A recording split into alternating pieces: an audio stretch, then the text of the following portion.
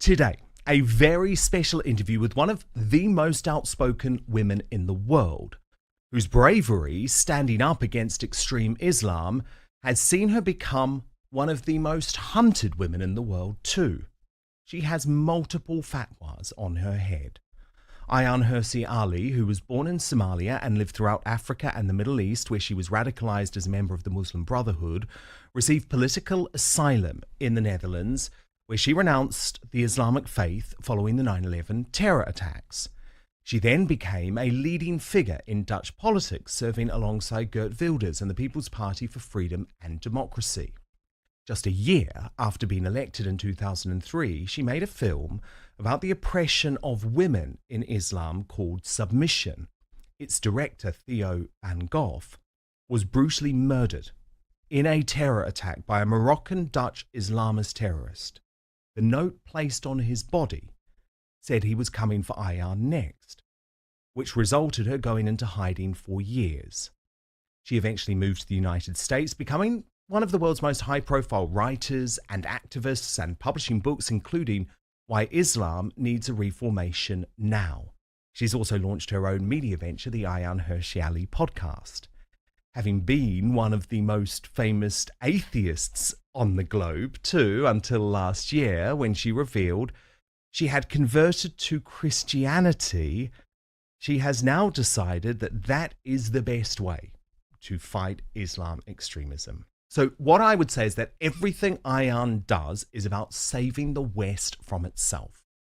Woke ideology is the most dangerous ideology in the world. Multiculturalism has failed. Our globalist leaders want to reduce us to rubble. Ayaan will express the unspeakable with the experience of someone who has lived extreme Islam with all its dire consequences. And I am delighted to have her today for the uncancelled interview. Let's go.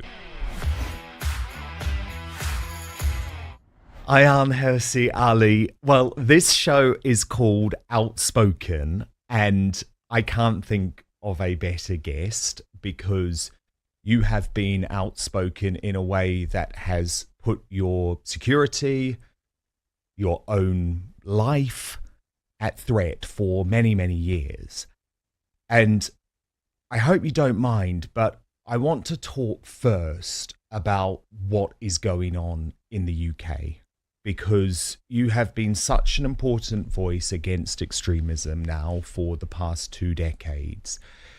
And what we're seeing here is a destruction of our society, yet anyone who seems to challenge what's happening or questions the narrative is now immediately branded as far right. And I watched last week our Home Secretary at the Labour Party conference spend an hour talking about the threat of the so-called riots that we had in the UK after the Southport massacre, and not mention once the growing threat of Islamic extremism, which we know through MI5 is by far the bigger threat to Brits. So what is your take on what is happening here in the UK? Well, first of all, very lovely to meet you, Dan, and thank you very much for having me on. So glad to have you.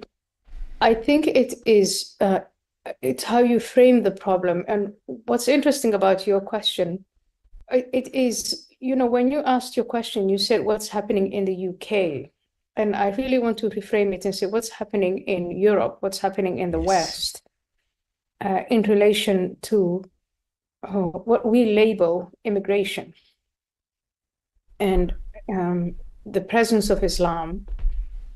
And what I see, let's stick with the UK as an example, but it's happening in France and in Germany, in the US, all across the West. What you have is an ideological approach to having people leave poor countries, third world countries, and come to Europe or so-called rich countries. Rich countries are actually not rich anymore. 30 years ago, you could argue that Britain was rich, But today, Britain is not a rich country. And so you have an ideological drive to attract immigrants, to attract people from poor countries to rich countries, alongside a practical approach, which is, look, our economy needs immigrants. Mm-hmm. The sorts of immigrants that the economy needs are not the people who are coming in large numbers. And then you have the reaction from the host society to this unplanned, uncoordinated, crazy immigration, just large numbers of people coming in and asking for asylum. And sometimes often they're rejected, but the rejection doesn't amount to anything because they don't leave the country. And the push factors, the issues that are pushing them away from their homelands are getting bigger and bigger. These are people come from Africa, from the Middle East, from South Asia, countries that are poorly run, with terrible economies, with conflict, societies that are breaking down. And so you understand why it's attractive for young men living in these parts of the world to want to go somewhere else. Then you have to look at the pull factors. And in particular, look at the welfare society, the welfare arrangements that so-called rich countries like Britain have, which if you're living in a poor country, if you're told over social media and over any kind of correspondence with the relatives that you have abroad, hey, if you come here, you can count on free housing, free education, free healthcare, free anything and free everything. And you have no clue who's paying for this. It's just free. And you're told by the people smugglers, if you pay me a little bit, I'll get you across this border, that channel, and I'll get you in. And then you have the ideological left that has this elaborate set of NGOs, non-governmental organizations, that are incentivized to keep the problem going. Because if they solve the problem, then they don't have jobs. They don't have a source of income. And at the very end, you have a huge negative unintended consequence of this movement of populations from poor countries to rich countries. And almost all of it, all the negative stuff lands on the shoulders of the poor and the working class whites. And when they protest, and the only ways that they're able to protest is actually to vote. And if you look at every country, what many of these people have been doing is simply voting for the parties and the political leaders who say immigration is a problem and we're going to do something about it. So then they are labeled xenophobic and far right. But even worse, Ayaan, in the UK, if you voted for those parties, which we have, the Conservative Party, which pledged to bring immigration down to the tens of thousands, the vote for Brexit so that we could take back control of our borders. So actually, our democratic vote has been completely ignored as well. So we actually don't even have that to fall back on, which I believe is why there is this bubbling anger. There's this bubbling anger where people who are negatively affected by this form of immigration, some people rightfully call it an invasion. I do. People who are negatively affected by this sort of immigration have their backs to the wall. Voting doesn't help. Their voice is meaningless in the sense that nothing. This is election after election after election. They see that nothing happens. The problems get worse. They get more and more immigrants put amongst them. And I think, Dan, part of this is that there is this, you saw it with Brexit. There's this cleavage, this, I'd say, disconnection between the people who make the decisions, so-called elite, and the people who are governed. And the people who make the decisions don't seem to be affected by the negative consequences of immigration. They don't understand it. They don't live in the neighborhoods. It's not their children's schools that are affected. they don't have to stand and wait in line for very limited healthcare resources. They're not affected by the crime. They're not affected by the grime. So they can sit in their sort of wonderful, comfortable homes and offices and preach to the general public about being generous and open and cosmopolitan and all these other reasons, so that they put together to say, here's why we can continue these policies, or here's why we ignore you, because that's really what it is. It's ignoring the general population. But then alongside that, alongside just immigration in general that has negative consequences, is the rise of radical Islam. Mm-hmm. And it is the entrenchment of, in particular, the Muslim Brotherhood. This is a force that wants to transform the countries that it has established itself in. It wants to transform Britain from being an open, liberal, democratic society to a Sharia-based society. They have put down mosques and Islamic centers and schools. They have taken down whole neighborhoods, and they think that they can get their message across and transform the population and the reality in Britain through more immigration and through demands that they make that the same politicians give to them that they don't give to the white working class. So the social cohesion, this immigration is affecting negatively the social cohesion between the people who lived in this country, in the host society, and the immigrants who come. And on top of that, radical political Islam is also driving a wedge between peoples and between politicians and the people they govern over. It's a hot mess. It is a hot mess. No, indeed it is. Because the thing is, you have this elite class that you talk about, Ayaan, and actually, even if you now question extreme Islam. So, for example, as a gay man, I don't feel comfortable with lots of the tenets of this religion. And I have spoken to those who have been de-radicalized, having been born in the UK, and they are told in their teachings just down the road from where I used to live in East London that gay men should be shoved off the top of buildings. This is not some sort of exaggeration. This is actually going on in the UK today. And a lot of these folk are UK born.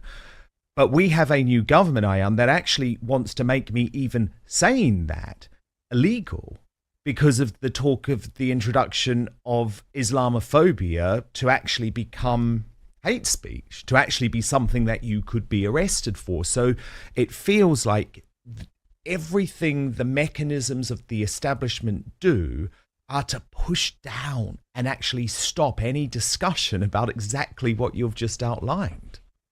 I think there is, and again, there is the establishment, sort of is what you might think of as a system or the system, and then the individuals that operate within it. And so, of course, individual politicians do listen to the population, and they do raise the issues that you're raising, the intolerance among Islamists, the numbers, the scale of the immigration and the scope of it, the breakdown in the integration process that just never happens.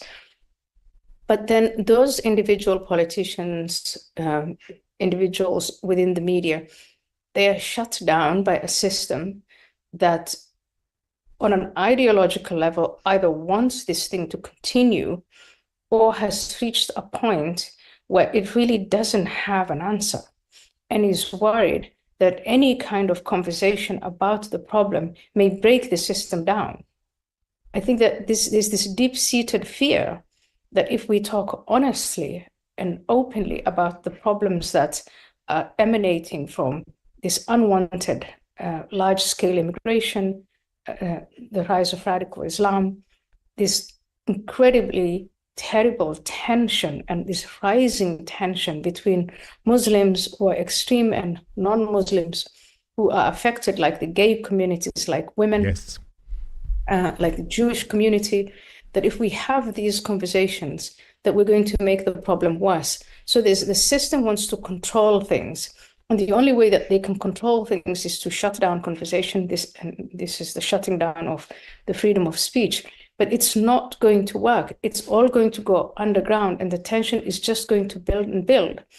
And we know from history, when you get that level of tension build up, that is resentment between groups of communities within an established nation, but the things really do get out of control. And I think there is a very real risk that the extremes, whether they are the extreme right wing or the extreme jihadists, are going to hijack reality, and they're going to go at each other, and the establishment is going to be squeezed out and will be onlookers, looking really, really bad and being ineffective. Well, And you see this in many different places. Elon Musk used the term civil war. He thinks that's inevitably coming to the UK. Where do you stand on that? I think Elon Musk is giving us a warning. He obviously has lived in Africa. I also come from Africa. Yes, which I want to talk about. I think what we share is, if you have this accumulation of resentment between different groups within society, and the tension just keeps going up and up, it's highly likely that they will go at one another. And it is absolutely right. I don't know if Elon said this or not, but what we call multiculturalism, this fantasy that you have groups of different religions and cultures that are beautifully coexisting alongside one another and doing this peacefully, that's just a fantasy. That has failed. Angela Merkel had said it, David Cameron had said it. We know that there is no such a thing as multiculturalism. The reality is we have these multi-ethnic communities that are living alongside one another. And then there is this religious community, and not every Muslim is a problem. No. It's absolutely untrue to say all Muslims are a problem. That's not the case. But there is an organized political Islam that is very aggressive and that will not rest until it dominates. And that group is playing with fire. They are antagonizing the local populations. This happened in the former Yugoslavia. And I'm old enough to know, and so is Elon, and so are a number of people who have known exactly where that led. So if you want to prevent something like that from happening in Britain and in France and in Germany, you better address these issues. The sooner we address these issues, the better. The sooner we articulate that Britain is never, ever going to be a Muslim country. It's never going to have Sharia as its laws and its norms, that we have our own norms and our own culture and our laws and our way of doing things. And that you coming from outside, you have to abide by those laws or leave. The sooner we start to articulate this and enforce it, I think the sooner we can avoid disaster. But Ayaan, our new Prime Minister, Keir Starmer, has branded people who have said just that, including people like me, by the way, a centrist, really, or at least considered a centrist a few years ago, as being part of the far right. He says you're just a snake oil salesperson. Yeah. These accusations of far right and racist and so on, they're losing their potency. 10 years ago, if you called someone a racist, they would think about committing suicide. That was how harsh this term was. It's the kind of power it had. It was like a spell, but that spell is broken. Everybody now knows that the person who's using the word racist or xenophobe or Islamophobe, that they are the ones who are corrupt or inept and incompetent. And it is this combination of ideology, ineptitude, and corruption that has brought us where we are. And Keir Starmer and his government are either incompetent, they don't know what to do, and they do have, in many ways, you can see the UK government doesn't seem to be up to the job of governing, not just on the immigration issue, but you can see it in other areas as well. But amongst them, they also have ideological groups, and I want to name two of them. Please. It's the Reds and the Greens. They have the Greens, the Islamists, who voted for Labour as a means of getting to the next step in what they think of as the Islamization process of Britain. And then, of course, you have these Reds, the ones who, communists, Marxists, the woke, who believe that Britain itself is a product of exploitation and oppression and has to be brought down. The system has to be dismantled and deconstructed. So the radical left on the side of Labour. So Labour, the Labour Party, like other left-wing parties all across the West, is a home to these two extreme forms, the revolutionary socialists and the Islamists. And these two groups form a coalition that they call the Watermelon or the Red-Green Coalition. And so Keir Starmer is now confronted with how to deal with these mega problems that occurred before he came into office, number one. And number two, how to deal with these extremist groups within his party. And he better have the balls to do that. Yeah, well, I don't think he does, because he just wants to shut down discussion. But look, Ayaan, I want to talk about you because most people will know your story, which is absolutely inspiring. But for some of our viewers who don't, it is worth pointing out that you have such authority to talk about these issues because you were born in Somalia. You admit that you were very much part of radical Islam. In fact, even though now you're probably the woman with the most fatwas on your head in the world, you actually supported the fatwa against Salman Rushdie when you were growing up. But you were de-radicalized after moving to, or before emigrating to Europe. So you have very much seen this from both sides of the coin. And I think 9/11 was a key moment, wasn't it, in terms of your de-radicalization process? So I don't have an authority to talk about these things because I was born in Somalia. I am like, one of many, many voices who's looking at these developments that we're living through. And I'm taking the position that I hold through part experience and, of course, part scholarship and part through observation, like all of us. And the part that's through experience is I was a member of the Muslim Brotherhood as a teenager when the Muslim Brotherhood came into my school in Nairobi, Kenya, and convinced me and my peers that the way we practiced Islam was all wrong, and that the way we should practice Islam is the way they introduced us to practice Islam. And what they brought to us was very, very intolerant. I mean, throwing gays off rooftops. I don't remember seeing any gays around me at the time, but the fact that they needed to be thrown off rooftops is one of the things that they taught us. And they made us aware of how corrupt and evil Jews are, likened them to monkeys and pigs, and said that, they had to be eliminated. All of these, I got steeped in all of this along with my peers through the Muslim Brotherhood activism.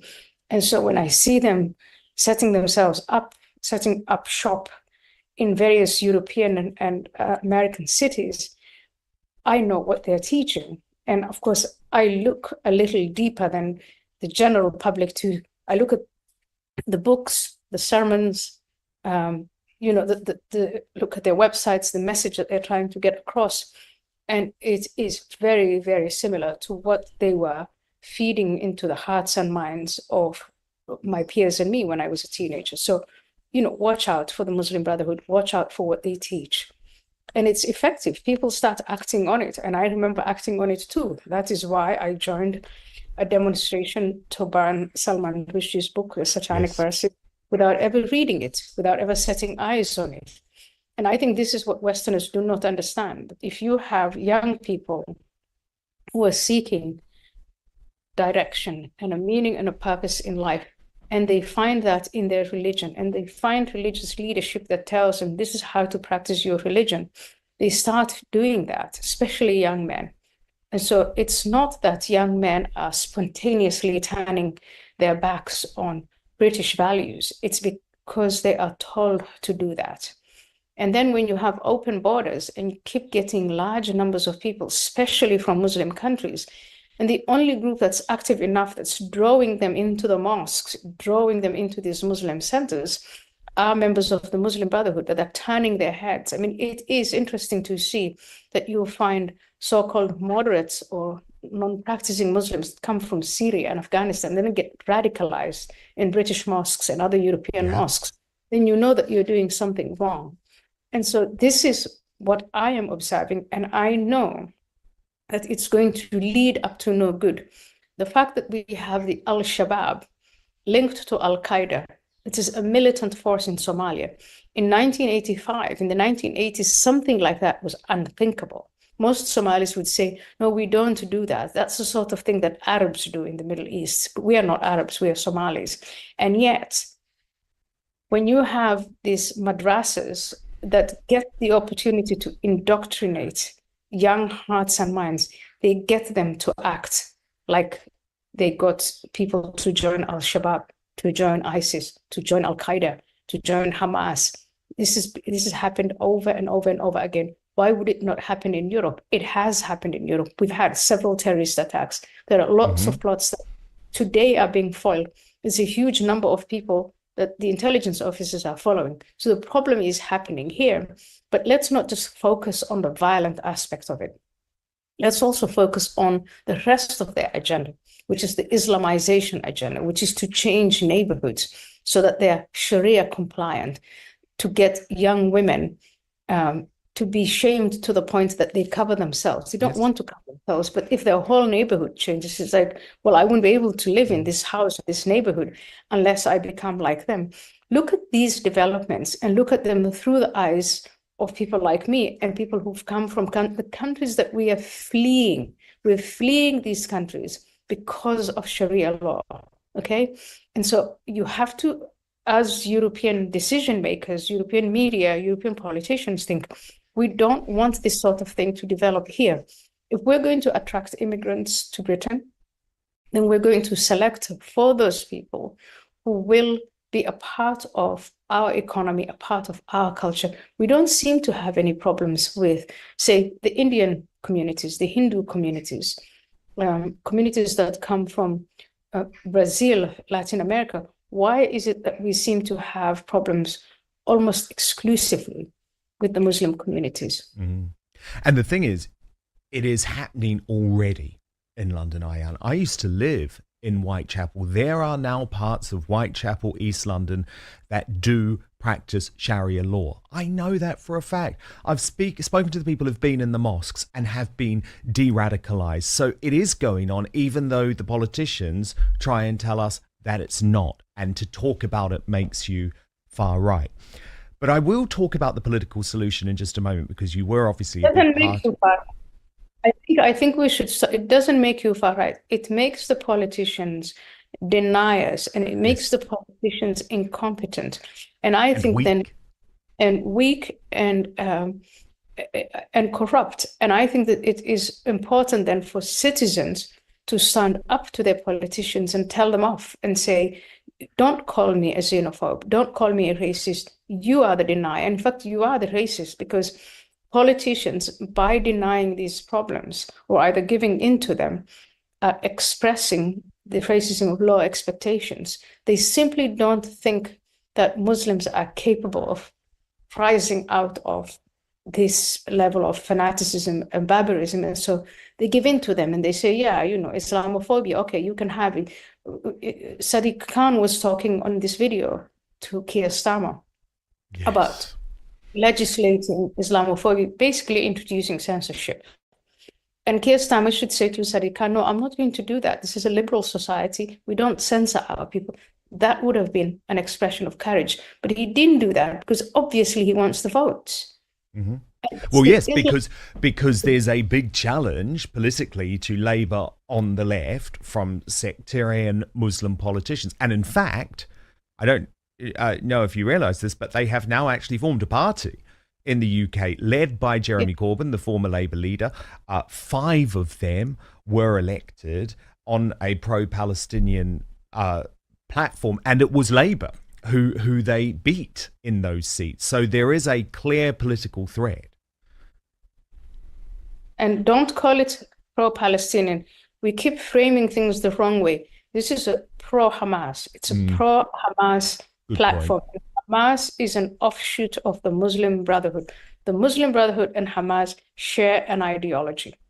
And the Muslim Brotherhood, as it's established in Britain, wants to establish that ideology in Britain. So the party that is just formed, led by Jeremy Corbyn, is not pro-Palestinian. They don't give a hoot about the children in Gaza or in Rafah. Nope. They want to Islamize Britain. Yes. That's their goal.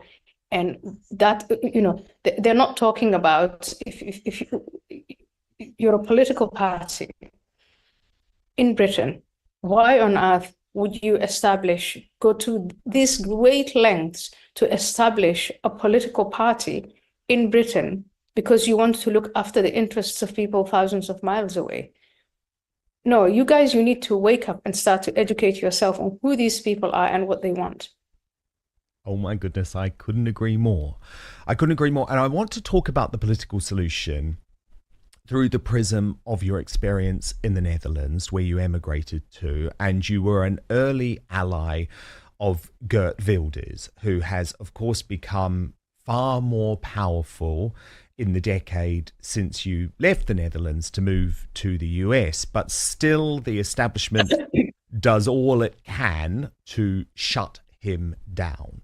So can you talk to me a little bit about your experience with Geert Wilders and what you think his political movement in the Netherlands can do now?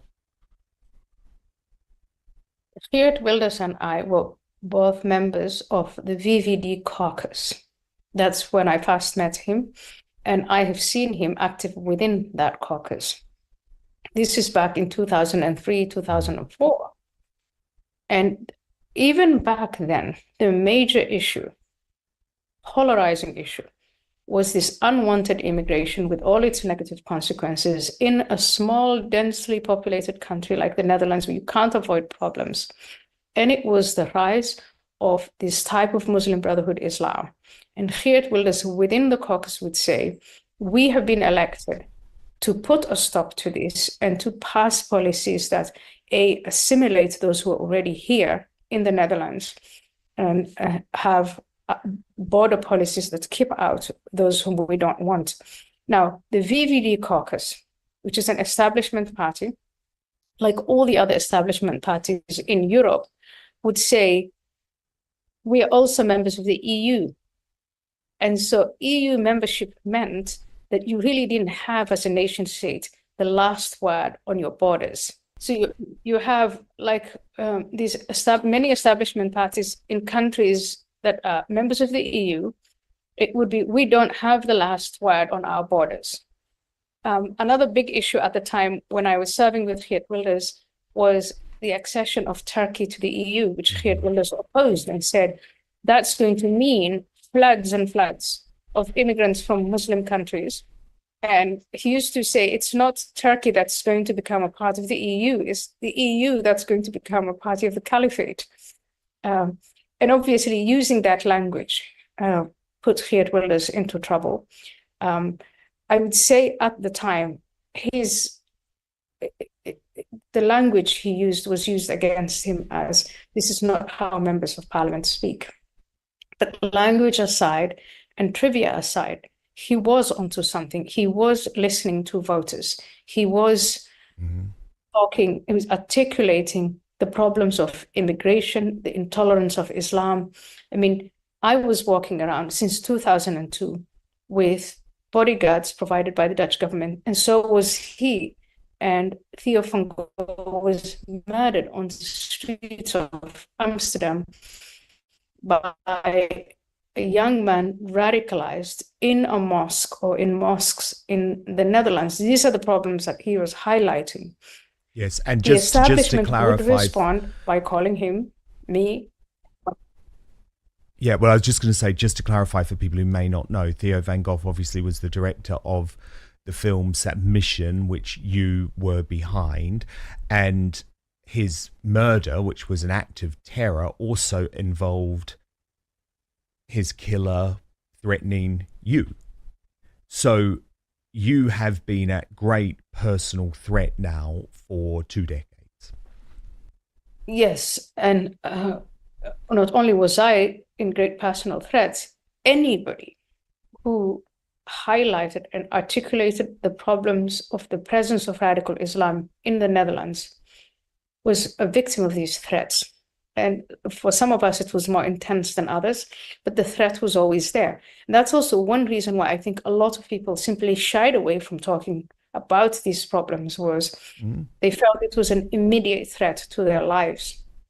And what we now call cancel culture, back then we used to call political correctness. Yes. So it wasn't just a threat to your personal life, it was also a threat to your career and your reputation, because if you spoke about these things, the establishment punished you as being a racist and xenophobe and intolerant towards immigrants, etc. And what happened was there was the approach that Geert Wilders was taking, which is what he wants to implement now.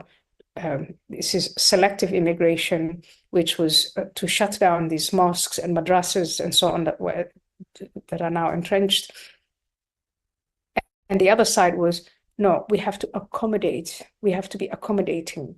And the argument that would be used would be, look at what we did to the Jews in the lead up to the Second World War.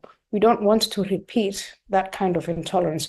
So the Muslims were treated as if they were the Jews of the 1930s and as if they were living through that period, which is a completely false comparison. And even more aggravating, because these Muslim radical Islamist leaders in the mosques and in the madrasas were calling for the elimination of Jews, for calling Jews monkeys and pigs, saying, dehumanizing Jews in every way, shape, and form, making life in Amsterdam and Rotterdam, where the Jews live, really impossible for them, and calling for the elimination of the state of Israel. So you had this irony where this incredibly intolerant force that is anti-Semitic was being protected, quote unquote, in the name of what we may have done to the Jews in the 1930s. And Geert Wilders was obviously calling all of this out. Geert Wilders is a huge supporter of Israel. So fast forward, he did stay in politics, and he started winning elections. To this day, the last election that he was held, his party was the biggest, but the establishment is just not going to have him. So he, even though being prime minister of the Netherlands rightfully comes to him as leader of the largest party, they simply will not tolerate him. So they have a civil servant, some obscure person who didn't campaign, who didn't win the elections, to be prime minister. And I just, like many of you, I'm looking at the Netherlands and thinking, is he really going to succeed in implementing the policies that the people want? The largest majority of Dutch who elected him want him to implement these policies. Is he going to be able to do it, or is he going to be stopped from doing it? Well, he will be stopped. And if he's stopped from doing it, what's going to happen? Well, he will be stopped, won't he, by the globalist blob, as I call them. And I'm fascinated to take what you've just described going on in the Netherlands in the context of the UK, because you could argue that in our biggest democratic vote in history, the vote to leave the European Union, we were, as British people, sending a clear message to the establishment that we wanted change. We wanted direct political change. Now, that hasn't happened, and you know the reasons why it hasn't happened. So we now have two big figures in the UK who are attempting to make that change happen in very different ways. And I'm interested in your views on both of them. So, of course, first you have Nigel Farage, the Brexit king, now the leader of the Reform UK party. I think there's a genuine chance that he could be Prime Minister in 2029. It's going to be tough for all of the reasons that we've discussed. But his tactic is to do this the political way, to soften his rhetoric, to try and appease, I guess, the establishment to a degree. Then you have Tommy Robinson, the flame-throwing anti-Islam leader who doesn't want to do it by political means and wants to be on the streets and is advocating for a more radical approach. So I'm fascinated to know your view on both Nigel Farage and Tommy Robinson.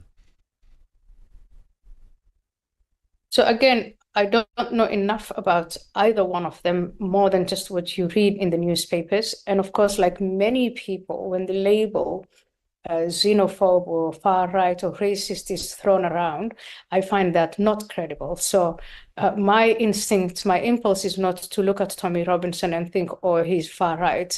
I think that's he's labeled that way because of the issues that he's talking about and he's raising. But I think that the question you're asking is, should you do it through the political system or should you do it outside of the political Correct. system in a radical, flame-throwing way? And it's not, I don't think we have a choice in this. I don't think you can sit there and say, you do it the radical way, you do it through the. I would choose to do it through the system. I would choose to say, first of all, it's this system that's democratic, okay? The rule of law, the political culture that we have, we formed over many centuries, that's parliamentary. That's exactly what we wanted to preserve. That is what the radical Islamists wanted to destroy. So let's not help them destroy it. So let's do it through the system and get the majority we need to change the policies, to get to the policies that we need to get to. But I think there are challenges, such as the civil service. I mean, we've seen, even with the former Tory governments, that you could at some point persuade politicians to take on these issues, but they would run up when it comes to the deportation of unwanted people here, when it comes to closing the borders, when it comes to closing the mosques, when it comes to closing these charities. They would run up against the civil service and the NGOs that would frustrate that. And so that some of these issues are much, much more entrenched. I find NGOs undemocratic. They are not elected. I find my view of the civil service is they should implement the policies of those who are elected. They are not elected. And I think we have to have those confrontations with these structures, the people who are within these structures. And is Nigel Farage going to do that? I don't know. I don't know enough about him. But I do know that the population of Britain is just as fed up as the population in the Netherlands and in France and increasingly in America. And so we're just heading for more and more confrontation. So you might as well do it through the system and do it the rightful and peaceful way. Yeah. No, I do think that makes total sense, actually. What about your own personal safety now, Ayaan? Because it's obviously a difficult conversation, but we saw what happened with Salman Rushdie. These extremists will not stop sometimes. So do you still live day to day in fear of your life? I live within that protection, the bubble of protection. Obviously, security is one of the key things about security is you don't talk about it. No, totally. I understand that. Can I ask about Christianity? Because for folk who don't know, after you were de-radicalized, and correct me if I'm wrong in the characterization, but you decided that you would embrace atheism and many of the themes put forward by the late, great Christopher Hitchens. But in recent years, I think it's fair to say that you have realized that actually there is a necessary power in Christianity for the West to take back control. I think that if you want to appreciate why the West is peaceful and prosperous and why it's a magnet for poor people in poor countries that are at war, you are going to have to reflect on what is it that made the West be the envy of the world. And the foundations, we always only look at the material things. Look, the West is rich and it has these welfare states that are dishing out money. But how did we get here? Where do these where do the moral foundations of the West lie? And sooner or later, you're going to have to get to these Judeo-Christian traditions. The West built on the philosophies of the Greeks and the Romans and Christianity. And of course, before Christianity, the Old Testament, Judaism. The more you find out, the more I find out about the history, the political theories that gave way to these wonderful, wonderful nations that we now call the West, the more you see their Christian roots, the more you see their biblical roots. And so when you have a force, a religious force, coming in, wanting to dominate and saying, you Westerners, you are decadent, you have no religious faith, the response is not to cower. The response is to say, we do have a moral framework. We are Christian nations, and our Christianity is superior to what you have to offer. That's why you're here, by the way. And look at the countries that are established on Sharia law and Sharia philosophy and the philosophy of the Prophet Muhammad or the Quran, and look at our countries. And so you don't need to you don't need to lecture us about these things. But it's been very hard for the West to do this because of neglecting Christianity, because of identifying as Western or post-Christian. And it's extremely difficult, if not impossible, to fight a spiritual force with material means. Is woke ideology dangerous in your view?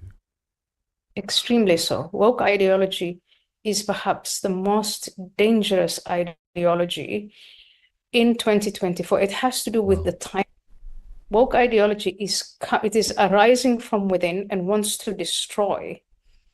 The words they use is deconstruct and dismantle Western society, Western culture, Western institutions, everything. And it is coming about and gaining traction at a time when the West has got so many adversaries. It's got the Islamist adversary to deal with.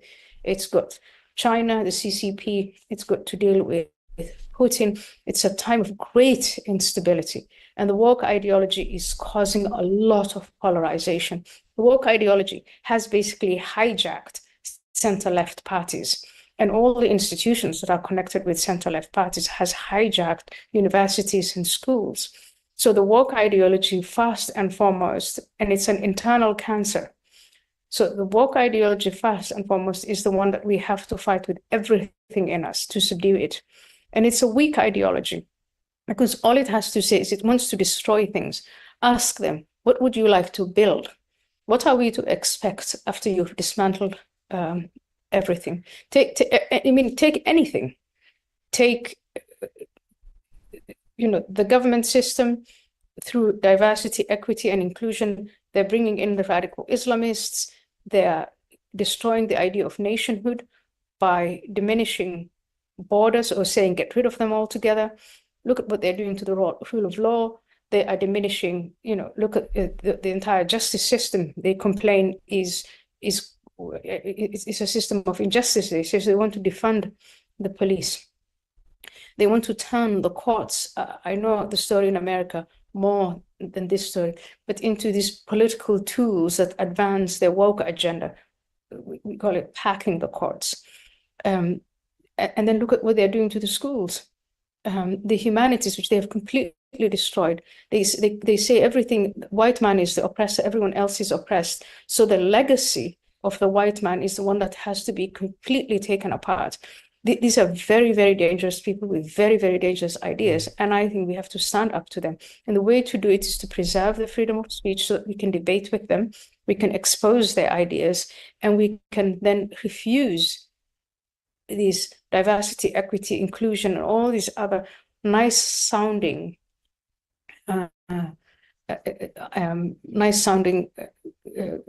schemes that they bring into. We've got to take care of our Jewish population. And just from October 7 until now, the anniversary of October 7 is coming up. It is scandalous that Jewish minorities in Europe feel as if they're living through the 1930s again because of this woke ideology and its marriage with radical Islam, the Red Green Alliance. And so woke ideology is extremely dangerous, and all of us have to unite against it. Remember liberalism. We say we are a liberal democracy. Liberalism started with this idea of protecting the individual. Before the law, you are an individual. These woke people are on about groups. They divide society into different groups, and then they incite these groups against one another. And they incite all of these groups against the white heterosexual male. So it is racist, it's divisive. And in many ways, if you look at the transgender politics, or gender politics, or the climate politics, this is a ticket to primitivism. Want to deindustrialize, and they want to say there are no men or women, it's all one big blob of whatever they want to invent that day. So yes, woke ideology is extremely, extremely dangerous, and you've seen what it has done. It's came from Europe, but it got cultivated in America, and it's now in Europe, and I hope that we have the stamina to resist it. I hope so too. And I think finally, Ayaan, we also have to be proud of our history, right? Especially in England, because one of the things that the woke mind virus wants to do is to make us embarrassed and ashamed about so many of the great things that the British Empire brought to the world. So is it important actually that we start to embrace our history with positivity rather than the sort of shame that the proponents of woke ideology want us to feel? Absolutely. When the woke ideologues run around saying the white heterosexual male is an oppressor, you've got to throw back at them that without the white man, where would we be? It's the white man who fought slavery. It's the white man who fought Hitler and stood up to him. It's the white man who builds and builds and builds and is generous enough to take all of these medicines and health care all across the world. I was 12 years old, and I was 14 years old when my Quran teacher hit my head against the wall. And I was taken to a hospital we couldn't afford, the Nairobi hospital. And the doctor who treated me was a white man from Italy, incredibly gentle. And he did it for nothing. It was for free. That's also the white man. So you want to focus on the white man who did bad things, but that white man was subdued and overcome and taken off the stage by all the good white men who organized to do good things. And where are the brown men who organized to do good things? And where are the, where's their toil? I think it's just wrong to accept these things, but it's also easy to guilt trip the white man because he has left his Christian faith and is only left with the sentiment of guilt and doesn't know how to respond. I think I'd like to see white young men who are being demonized now stand up to these evil forces and talk more forcefully about why the white man is essentially a good man. I mean, up until recently, it was the white man's burden to save the world. And now we're being told he is the source of all evil, and only if he is destroyed will justice come around, because that's what the woke ideology is about. The woke ideology is this new racism against white people, and especially white males. And that is to demoralize him, to emasculate him, so that they can come and just rob this civilization and transform it into rubble. This is the thing about the woke ideology. The end game of the woke ideology is rubble. You see, the Islamists want to introduce Sharia law, and eventually that too leads to rubble through a great deal of violence. But the woke ideology is so linear in its quest for just simple destruction. And so the white man should be smart enough to stand up to them and tell them to F off. Sorry for my language. No, I love it. What a point to end on. F off. No, indeed. Well, look, I think the term bravery is very much overused in society, but for me, you define it, Ayaan. I personally find you incredibly inspiring. You're a reason for us to be brave and speak up in moments when we think, oh goodness, are we going to lose everything? Because you truly put everything on the line to fight for what was right. So I so appreciate you being here on Outspoken today. I am going to put the links to your brilliant podcast and your brilliant Substack in the show notes. And I really, really recommend everyone follows and subscribes, because I do, and I absolutely love them. So thank you so much for being here today, Ayaan Hirsi Ali. Thank you. Thank you for watching, liking, and subscribing. And until next time, stay bold, stay blessed, and stay triggered.